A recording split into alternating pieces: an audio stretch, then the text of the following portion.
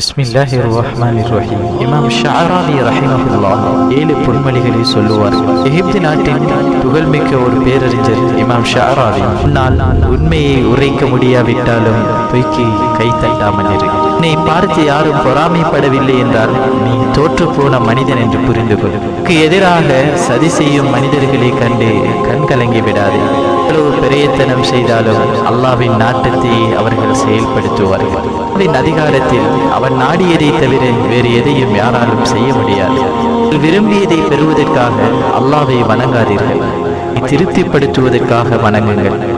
திருப்தி வந்துவிட்டால் உங்களுக்கு வியப்பூட்டும் வகையில் அவன் வழங்குவதை கண்டு நீங்கள் ஆச்சரியப்படுவீர்கள். உங்களின் ஊரில் ஓர் ஏழையை நீங்கள் கண்டால் அவன் செல்வத்தை திருடிய ஒரு செல்வந்தன் அங்கே இருக்கிறான் என்று நீ புரிந்து கொள்ள வேண்டும். தந்தை உயிரோடு இருக்கிறாரோ அவன் கலங்க மாட்டான் எனும்போது